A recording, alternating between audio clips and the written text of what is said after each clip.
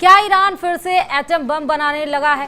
क्या ईरान को international atomic energy agency यानी IAEA ने 90% यूरेनियम संवर्धित ना करने की चेतावनी दी है?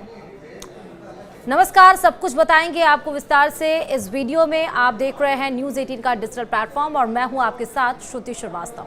24 जून को सीज फायर के ऐलान होने के बाद से अब तक जो रिपोर्ट सामने आई है उसके मुताबिक ईरान के 3 परमाणु ठिकानों यानी कि फोर्दो, नतांज और इस्फान में 22 जून को हुआ अमेरिकी हवाई हमला पूरी तरह से सफल नहीं रहा।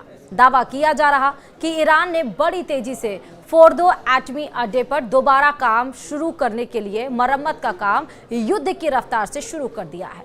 हम आपको ये दिखाने जा रहे हैं कि क्यों ईरानी वार एक्सपर्ट्स अब दावा करने लगे हैं कि 7 दिन के अंदर इजराइल और अमेरिका दोबारा से हमला कर सकते हैं। हम आपको ये भी बताने जा रहे हैं कि ईरान के शीर्ष शिया मौलवी आयतुल्लाह नासिर मकारिम शिराजी ने राष्ट्रपति ट्रंप और प्रधानमंत्री नेतन्याहू के खिलाफ फतवा क्यों जारी किया। तो शुरुआत कर लेते हैं, जिसमें यह दावा किया गया है कि ईरान पर अगले 7 दिन के अंदर बड़ा हमला हो सकता है। 13 जून को इजराइल ने ईरान पर अपने 200 फाइटर जेट से भयानक हमले किए। 13 और 14 जून को इजरायली सेना ने ईरान के 5 शहरों पर एक साथ हमले किए, जिसमें सबसे बड़े और घातक हमले तेहरान पर किए गए। इजराइल के इन हमलों में ईरान के 60 कमांडर और वैज्ञानिकों को एक झटके में मार दिया गया। लेकिन 17 जून से लेकर 23 जून तक ईरान ने इजराइल पर ऐसा भीषण मिसाइल और ड्रोन हमला किया जिसने इजराइल की बुनियादी हिला दी।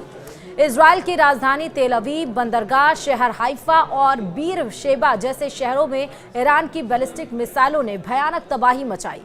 खुद इजरायली मीडिया ने खबर छापी कि इजरायली सरकार के मुताबिक ईरान के हमलों में इजराइल में 30,000 इमारतों को नुकसान पहुंचा। ये वाकई में इजराइल पर ईरान का घातक हमला साबित हुआ। लेकिन 24 जून को सीज फायर के बाद जिस तरह से ईरान पर फिर हमले की तैयारियां हो रही हैं, उसे लेकर बड़े खुलासे हुए हैं। तेहरान विश्वविद्यालय में राजनीतिक विज्ञान डिपार्टमेंट के HOD इब्राहिम मुत्ताकी ने एक टीवी कार्यक्रम में बड़ा दावा किया। ईरान इंटरनेशनल की रिपोर्ट के मुताबिक तेहरान विश्वविद्यालय के राजनीति विज्ञान डिपार्टमेंट के HOD इब्राहिम मुत्ताकी ने एक टीवी कार्यक्रम पर बोलते हुए इस बात का दावा किया। मुत्ताकी ने यह कहा कि हमारे पास जो सबूत उपलब्ध है उसके मुताबिक इजराइल अमेरिकी मदद के साथ एक सप्ताह के अंदर ही ईरान पर बहुत ही भयानक और विनाशकारी हमला करने जा रहा है। मुत्ताकी ने यह दावा किया है कि ईरान के साथ 12 दिनों तक चले युद्ध के बाद युद्ध विराम किया जाना एक चाल है।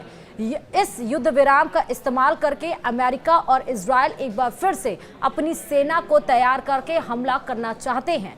मुत्ताकी ने ईरानी अधिकारियों से युद्ध विराम को बहुत गंभीरता से नहीं लेने का आह्वान करते हुए चेतावनी दी है कि इजरायली हमलों का लक्ष्य इस बार भी ईरानी अधिकारी ही होंगे। इधर ईरान में 60 कमांडरों और वैज्ञानिकों ने जनाजे में उमड़ी भीड़ ने दुनिया को ये दिखा दिया कि ईरान पर इजराइल और अमेरिका के हमलों का वैसा असर नहीं हुआ जिसका दावा किया जा रहा था। ईरान तो यहाँ तक दावा कर रहा है कि 12 दिन की जंग में उसने केवल 5% ही मिसाइलों का इस्तेमाल किया है।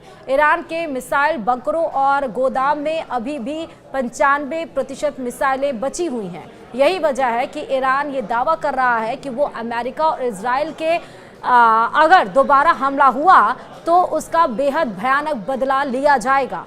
हम आपको ईरान के शीर्ष शिया मौलवी आयतुल्लाह नासिर मकारिम शिराजी का वो फतवा भी दिखाते हैं जिसमें आयतुल्लाह नासिर मकारिम शिराजी ने ट्रंप और नेतन्याहू के खिलाफ फतवा जारी किया है। अगर ईरान पर दोबारा हमला हुआ तो ये तय मानिए कि इस बार अमेरिका और इजराइल सुप्रीम लीडर खामनेई को जान से मार सकते हैं और ईरान में मौजूद 10 एटम बम के लिए ज़रूरी 408 किलो यूरेनियम को भी तबाह कर सकते हैं। अब देखना ये होगा क्या अमेरिका और इजराइल अगले 7 दिन में ईरान पर हमला करते हैं या फिर नहीं।